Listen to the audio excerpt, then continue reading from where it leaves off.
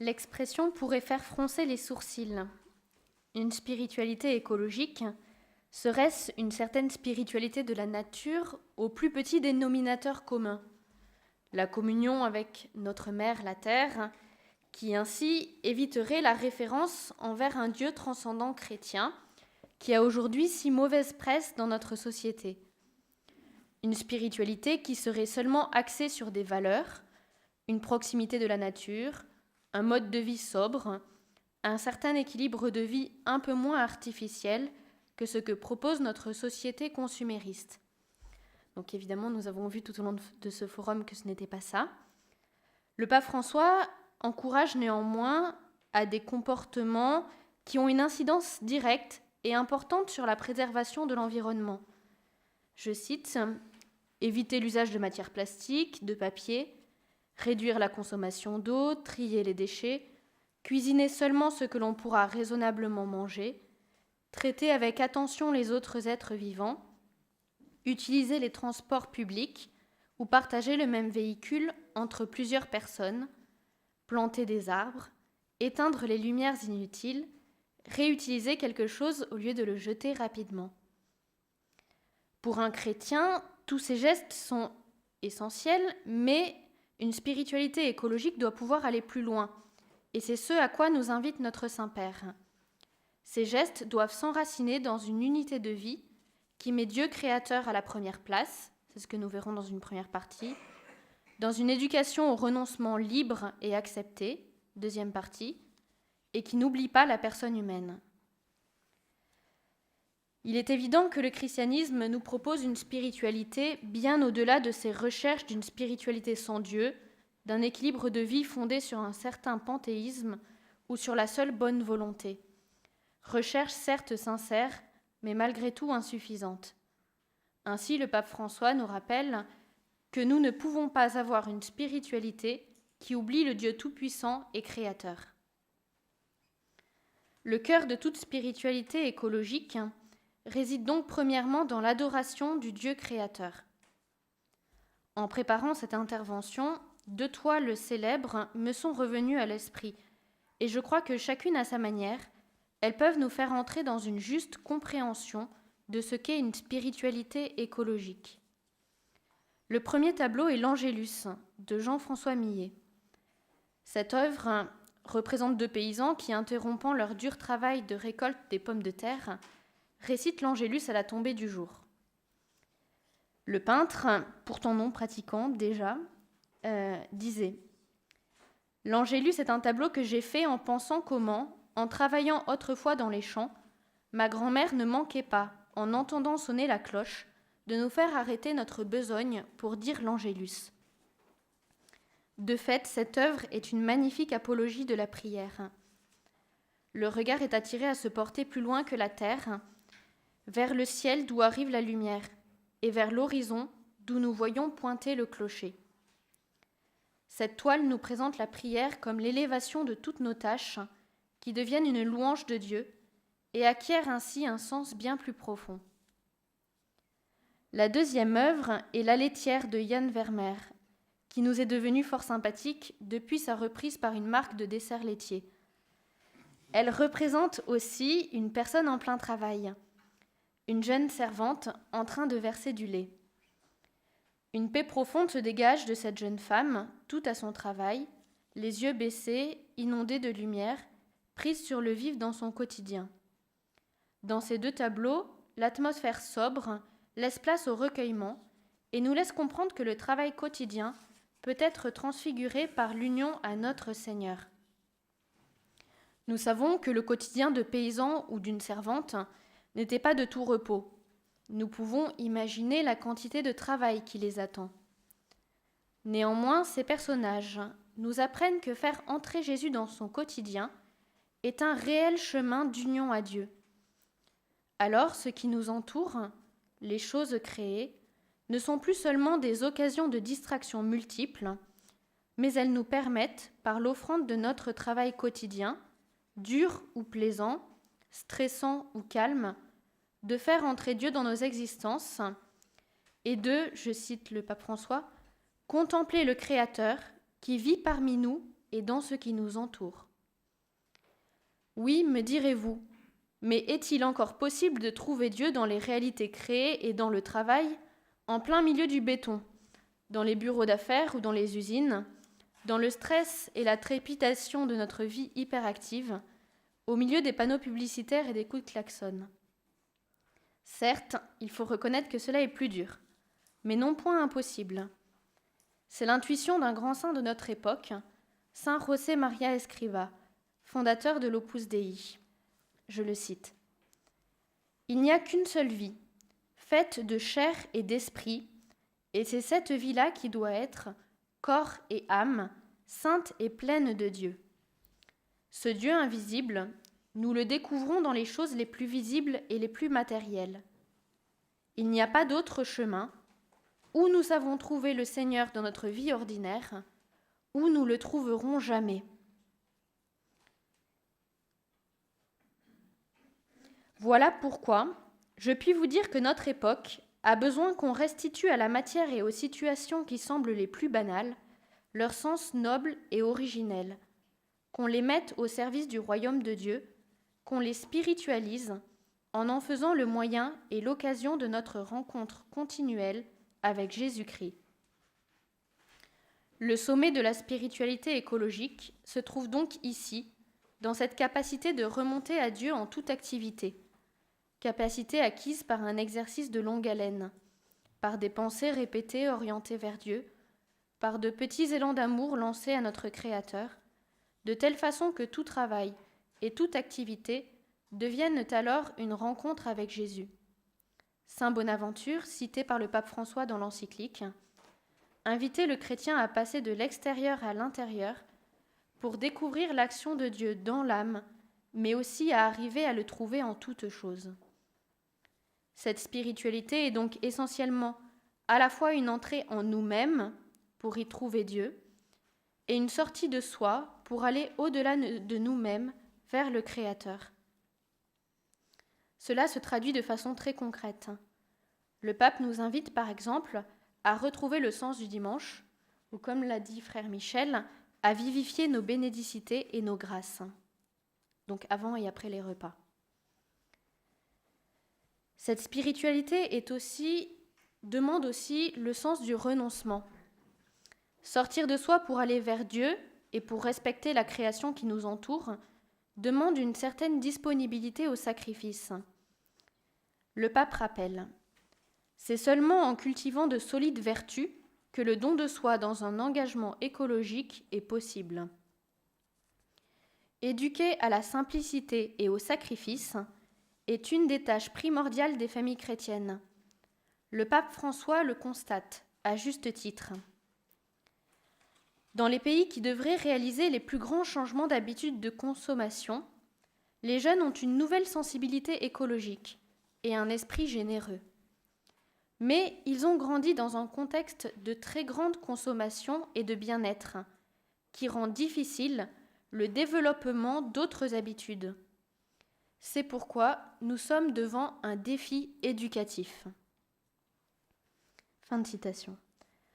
Dans ce contexte, une éducation au renoncement libre n'est pas du tout une conception désuète et doit aller de pair avec une formation de la conscience morale, dans le sens du bien et du mal, et ce dans un climat d'amour et de don désintéressé.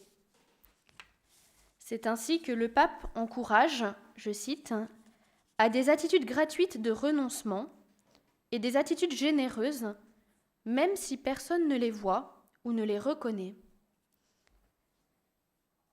L'esprit de sobriété au niveau écologique ne sera donc pas possible sans un apprentissage d'un effort personnel pour lutter contre notre orgueil et notre moi envahissant et accepter le sacrifice.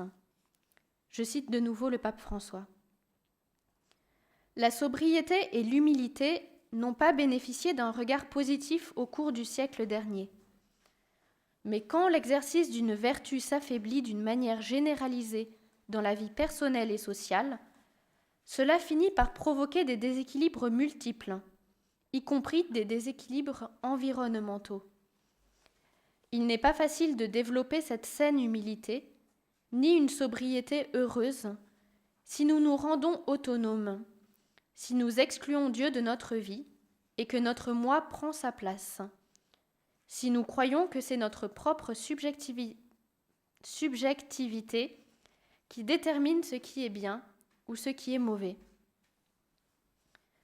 Éduquer au renoncement va de pair avec l'éducation à l'accueil des contrariétés, dans l'acceptation du fait que nous ne sommes pas tout-puissants et que Dieu nous aime et nous conduit même dans les épreuves, les contrariétés, les contretemps. Le pape nous rappelle. L'exemple de sainte Thérèse de Lisieux nous invite à pratiquer la petite voie de l'amour, à ne pas perdre l'occasion d'un mot aimable, d'un sourire, de n'importe quel petit geste qui sème paix et amitié.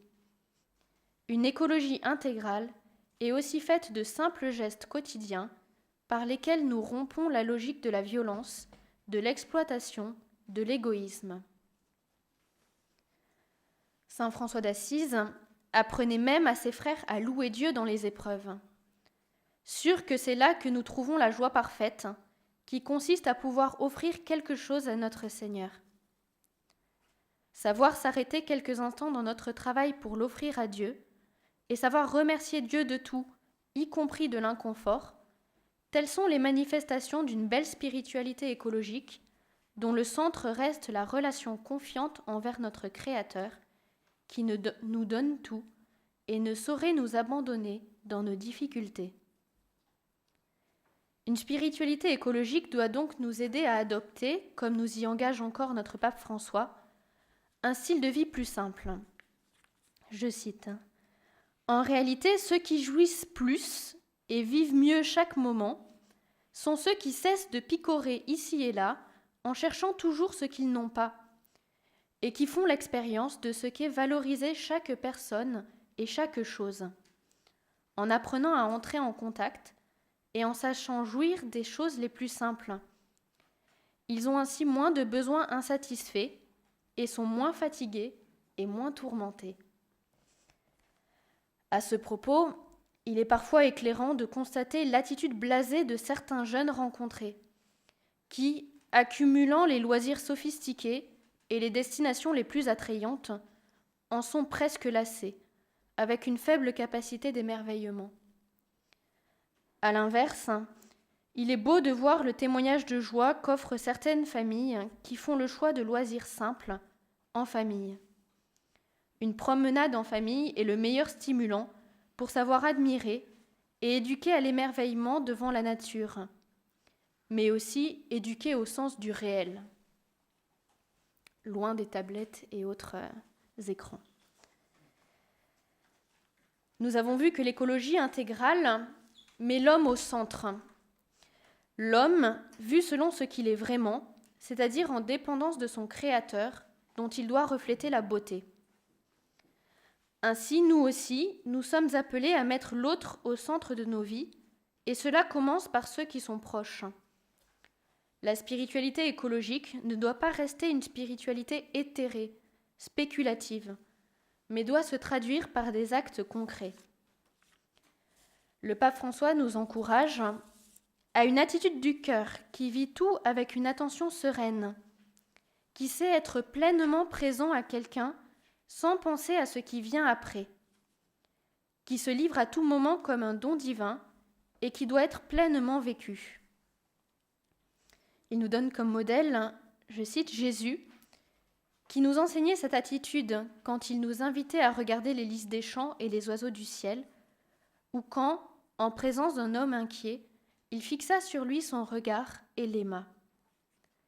Il était pleinement présent à chaque être humain, à chaque créature, et il nous a ainsi montré un chemin pour surmonter l'anxiété maladive qui nous rend superficiels, agressifs et consommateurs effrénés. Tout cela a des répercussions très concrètes à la maison, avec ceux qui vivent avec nous, nos enfants, notre époux, notre épouse, nos voisins. Au-delà des relations avec nos proches, une spiritualité écologique nous invite aussi à penser à ceux qui sont plus loin, que nous ne connaissons peut-être pas, mais qui sont victimes d'une domination arbitraire et orgueilleuse de l'homme. Pensons aux enfants dans le sein de leur mère, aux personnes en fin de vie. Mais le pape François nous invite aussi de façon très claire à réaliser qu'acheter est un acte moral. Je le cite. Des mouvements de consommateurs obtiennent désormais qu'on n'achète plus certains produits et deviennent ainsi efficaces pour modifier le comportement des entreprises. Cela nous rappelle la responsabilité sociale des consommateurs. Acheter est non seulement un acte économique, mais toujours aussi un acte moral. Alors nous avons beaucoup d'exemples de cela, notamment au niveau environnemental. Mais on peut penser, par exemple, est-ce qu'il est normal de choisir un opérateur Internet qui casse les prix grâce aux revenus de la pornographie ? Est-il encore moral de gaspiller de l'électricité lorsque nous connaissons les conditions de travail des Nigériens qui extraient l'uranium de nos centrales et la pollution qui s'ensuit pour leur pays ? Bien sûr, nous ne sommes pas appelés à l'impossible. Il paraît difficile de se priver complètement d'électricité. Mais il y a des actes concrets que nous pouvons tous poser, et le refus du gaspillage en fait partie, même dans les petites choses. Que ce soit pour la nourriture, pour le matériel, pour l'eau ou au niveau énergétique, on sait le prix que paient les chrétiens d'Orient à cause de tensions liées à l'exploitation des ressources énergétiques que l'Occident gaspille sans remords. Il y a aussi des moyens pour concilier budget, qui n'est pas illimité, et achat responsable, par exemple au niveau des filières de proximité. Dans le même ordre d'idées, placer son argent, investir, est aussi un acte moral. Et l'aspect éthique des entreprises doit être pris en compte tout autant que la rentabilité de l'investissement. Autant de gestes très concrets qui traduisent une conscience responsable. Ainsi orientée, notre vie pourra rayonner une spiritualité écologique qui ne doit pas consister seulement en des gestes routiniers et privés de sens. Cela suppose de prendre du temps pour réfléchir sur notre style de vie et sur nos idéaux, nous dit le Saint-Père. Ces temps de discernement, seuls ou en couple, qui sont un peu le principe de la cordée, doivent nous aider à ce que nos idéaux ne restent pas lettre morte. Notre relation à Dieu, aux autres et à la terre doit être nourrie par des actions très concrètes. Protéger la création est un impératif pour le chrétien, mais cela ne peut pas se faire sans une éducation en profondeur.